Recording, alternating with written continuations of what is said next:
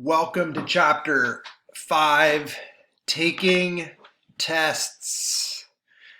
There's a lot of anxiety around tests. It is almost like even the word provokes worry, right? I've had people saying, quizzes don't seem very scary, tests are okay, but as soon as you say the word exam, oh my gosh, an exam, right? So for some reason, a lot of people have a lot of anxiety around tests and test taking and writing exams. And I think a lot of it is even out of proportion. People worry more about tests than a lot of other things that are much more important in life.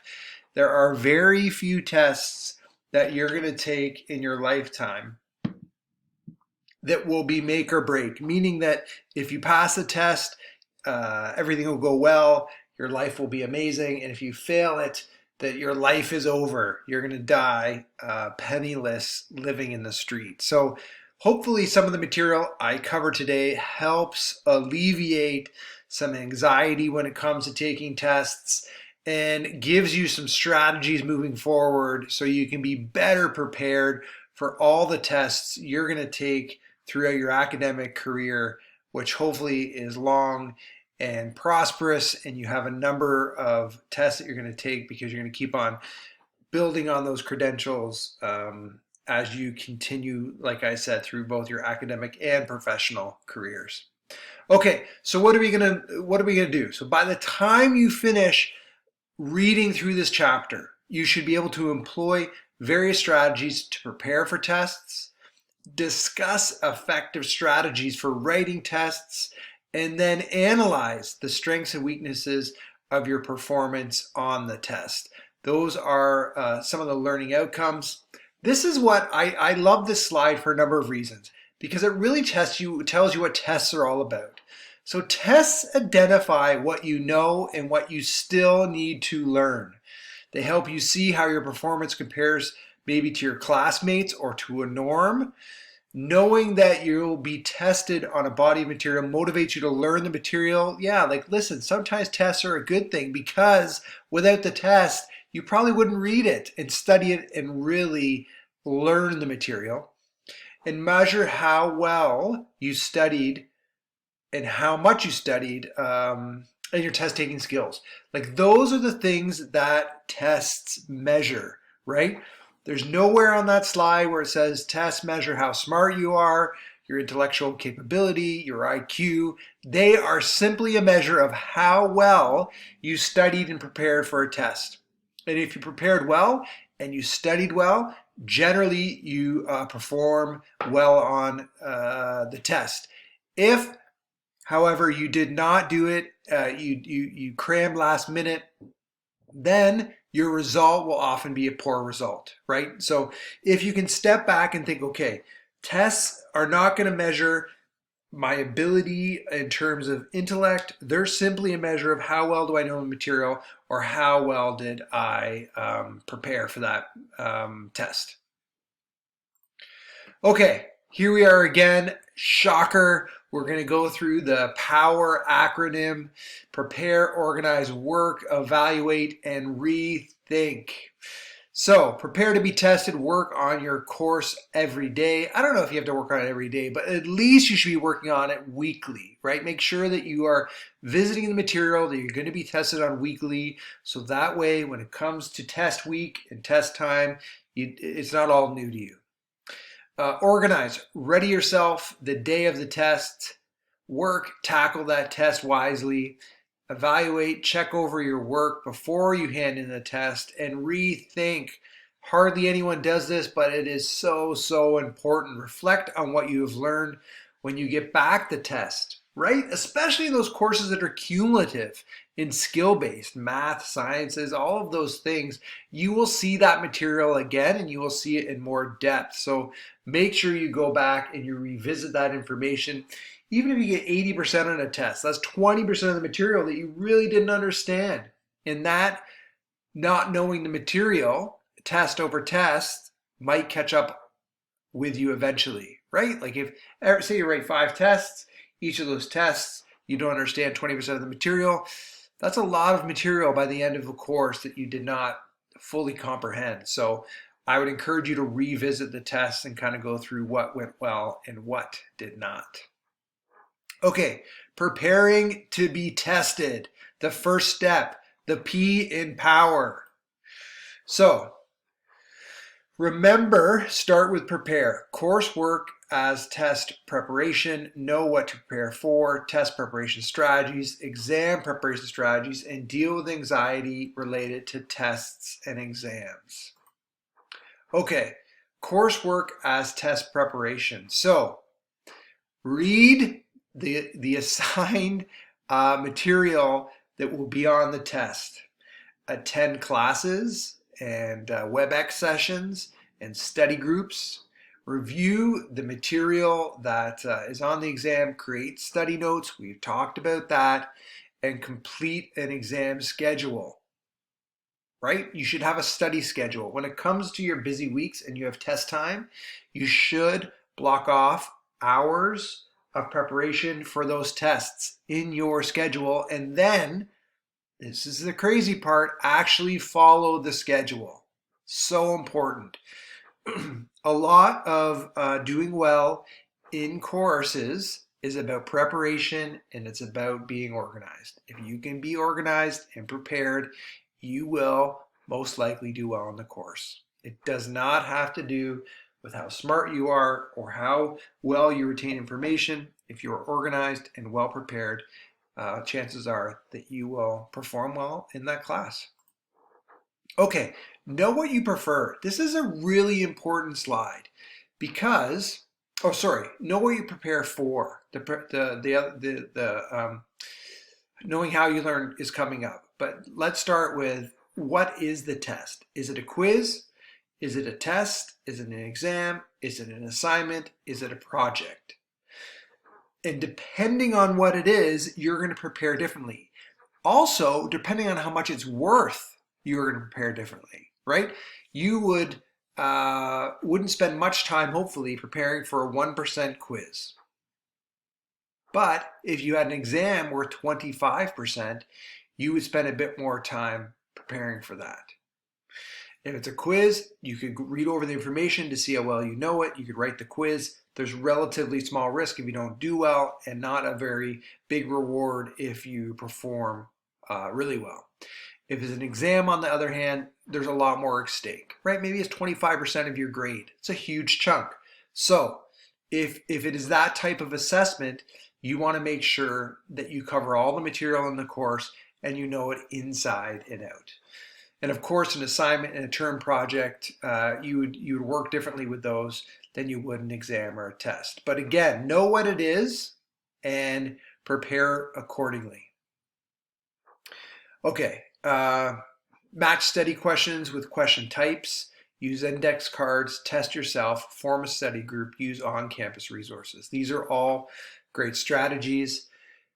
If you don't know, there are a ton of resources out there at Georgian. I did post a link on Blackboard, the first year experience. There's all sorts of help in there if you want to make sure that you're performing well, and maybe you want to tighten up your test game. Maybe you're like, okay, I've always had anxiety over tests. I've never enjoyed them. What are some small tweaks and changes that I can make to ensure that I perform better on my tests and exams this year? Go get help. If you want to lose weight, you could hire a personal trainer. You could hire a chef. You could follow a regiment. You could seek out experts to lose weight. If you wanted to improve your mental health, you could attend workshops. You could hire professionals and you could work on it. It's the same way with academics and test taking. If you want to be better at it, use the resources that are available to you. The best news is the resources on campus here at Georgian are absolutely free. So if you're not performing as well as you want to on tests or you haven't in the past, please take advantage of that. Okay, match study questions to question types. Exactly. So you want to make sure you're studying according to what the test is asking and how it's designed. You're going to study differently for an essay type test than you are a multiple choice or a true and false. You're going to study differently for maybe a definition than a short answer or fill in the blank. So make sure that you are studying material that lines up with what is being asked, right? If there, there's a couple long answers and essays on the test, you don't have to worry about every little fact and detail. You're gonna look at a broader picture, and if it is a multiple choice, then it's the opposite. All those details are going to be really important. You're going to make sure that you look at the kind of the micro level of things and understand all the small little details. It's not about big, broad ideas. So make sure that you prepare, your preparation matches the types of questions that you're going to be asked. Exam preparation strategies. Figure out the grade you need to have before going into exam. That often alleviates a lot of the stress. In this course and a number of your courses, a huge part of your grade has nothing to do with a test or an exam. They're group projects, they're individual projects, they're presentations. And if you figure out what you need to do with those projects and how you perform, it often brings down the anxiety of a test. Because if you want a 90 in a course overall and you're getting 90s or 95s in the other assessments, then you know that maybe you need an 85 on the test, right? Or if your goal is 85, maybe you need an 80. But you don't necessarily need to get perfect on the test to do well in the course.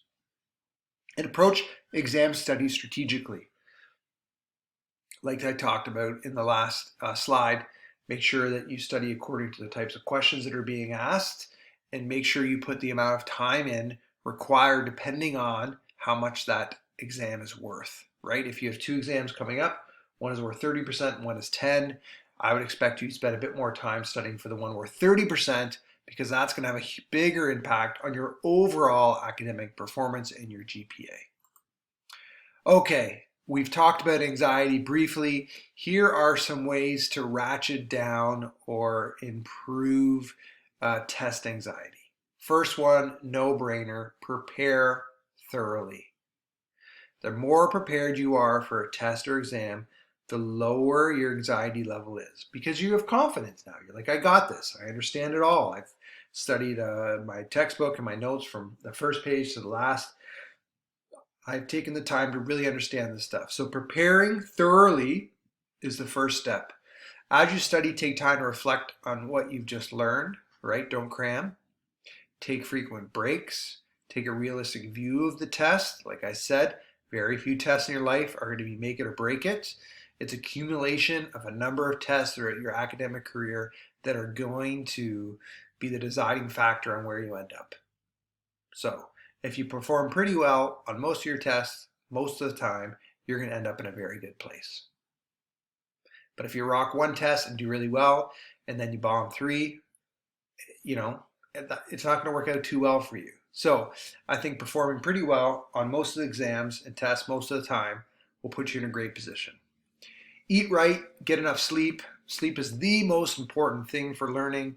It's no point staying up all night trying to cram things. It's much better studying a little bit less and sleeping a little bit more, because you're going to remember more. Immediately before the test, write about how you're feeling. I've never heard that, but maybe it works for some people. Apply relaxation techniques, breathing, relaxing, visualizing you being successful. And if the stress is kind of beyond what you can handle, go see one of the counselors at school. It is completely confidential, 100% free.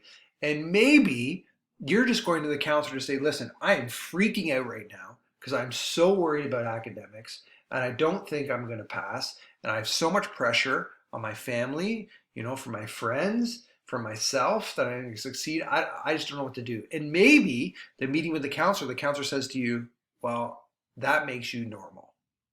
You should be experiencing some level of anxiety and some level of stress, because you are learning and you are growing and you're stretching beyond where you currently are. That is a stressful situation. So don't feel like Going to college and university should be a complete stress-free experience. You should be stressed. You should be pushed. Just, you should not be pushed to the point that, you're not sleeping, you have physical symptoms. There is a point where it becomes unhealthy, but you should feel some stress and you should be motivated, right? Stress sometimes gives you a little bit of motivation.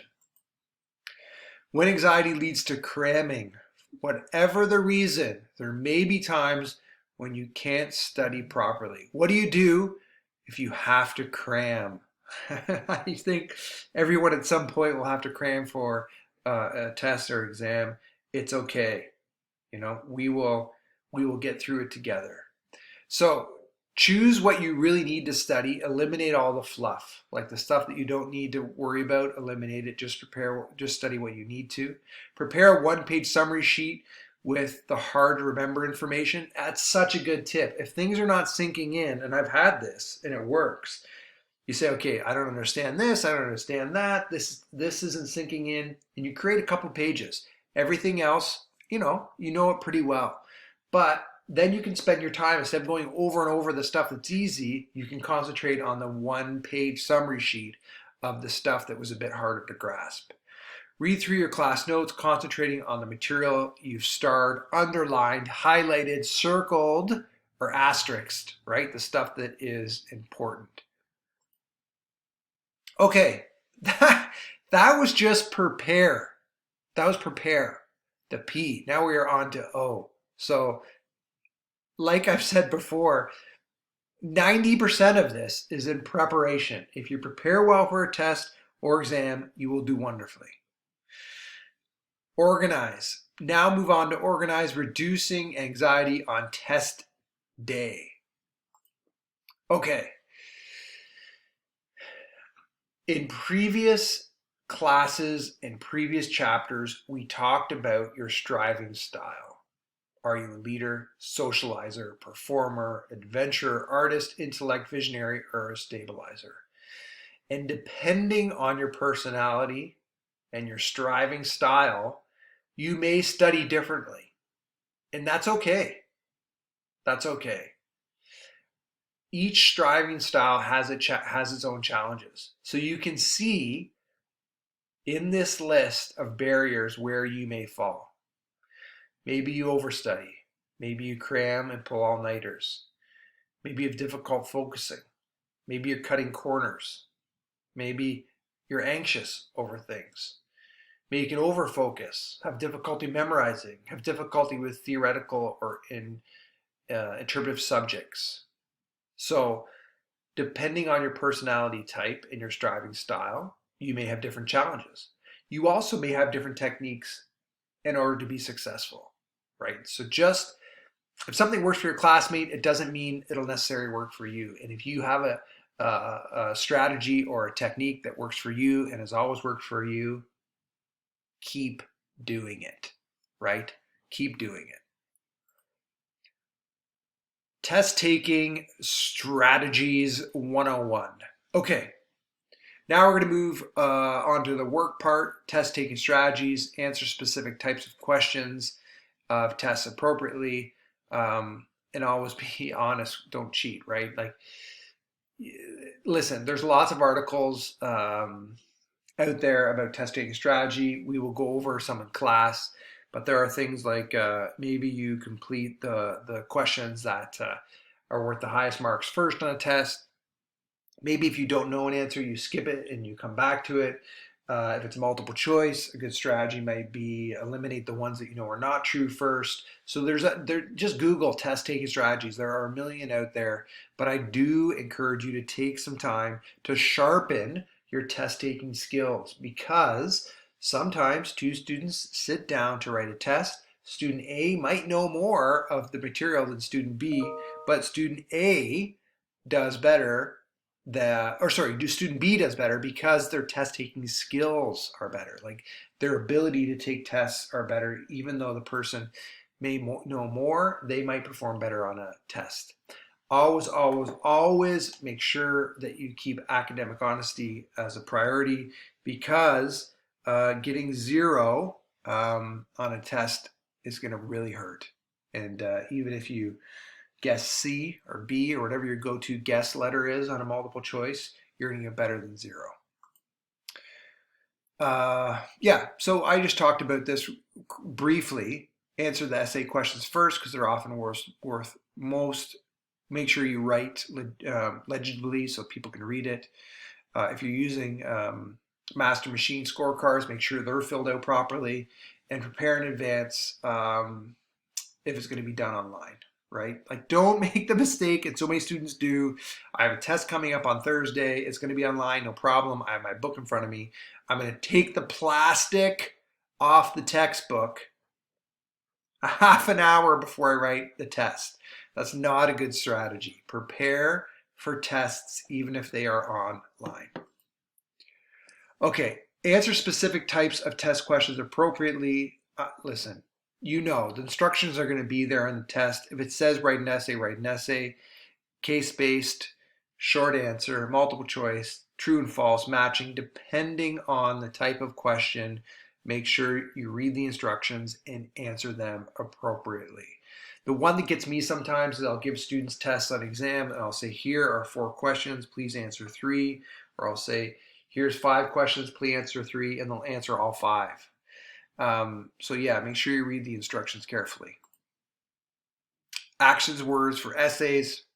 Listen, I don't know how many tests, especially in this program, you are writing essays, but if you are, here are some action words that you can use. You certainly are writing papers and doing assignments. So here's a number of words that you can use to help you when you're writing essays. Okay, we talked about academic dishonesty. And again, listen, I have students every year. I know of students every year, not necessarily my class, that are pressured. They don't have the time, so they take a shortcut, and they end up getting caught. And listen, getting caught is never a great experience for anyone, right? As opposed to, you're hoping to take a shortcut and do well in a test, but in reality, what happens is you end up getting in a heap of problems. And I think for some people, I've seen them get banned from Georgia for a couple of years. So it costs you not only the course, but it might cost you a couple of years of academic study. So whatever you do, be honest about the work you hand in and the tests you complete. Okay, so check your exam once you're done and know when to stop. If you have a 3-hour exam, it doesn't mean you should be staring at the computer or the paper for 3 hours. If you feel like you've done the material and you know it and you've gone through it to make sure everything is answered, move on with your life, right? Know when to stop. When you're checking your work, check for obvious mistakes, proofread your essay, a short answer, of course, add additional information if you're not sure. Add any additional information and attempt questions you weren't sure of earlier, and avoid changing your answers without a good reason. Yeah, your first instinct is often right when it comes to completing tests. They say sometimes in your subconscious you just know the answer and you go after it, but then going back and second guessing it and erasing it and so forth, they say often go with your first answer. Know when to stop. If you're satisfied with your response, it's simply time yourself, let it go. Yeah, move on. Running out of time. Stop working online essays, write keywords. Remember, something is always better than nothing. Yeah. If you're running out of time, bullet points, that kind of stuff. Clicking through the multiple choice. Make sure you know your time. I think that's the tip here. Know how much time you have left and how many questions you have. Because if you're starting to run out of time, it might make sense to start answering some things a bit more quickly without reading everything as thorough as maybe if you had more time. Post-test analysis. I talked about this briefly at the beginning. Once you complete the test, please go through it again and see what went well, what did not go well, and go back and restudy the stuff that didn't go well, because these gaps in your learning might catch up with you later. Okay, Here we are. Rethink, finally. POWER, rethink, the final step. Post-test analysis. Was everything added up correctly? That's a good one. Make sure for your assignments and your tests that everything is added up correctly. I know you're going to be shocked, situations where I did not add the numbers up correctly and gave students grades that maybe they did not deserve, and they went back and added them up. So make sure you add them up. Actively listen to what your instructor says about the test. Examine your mistakes, get the correct answers for the items that you missed, and follow up with your instructor if you still don't understand the material after you've been given the correct answers. Going further, we're not going to go any further today.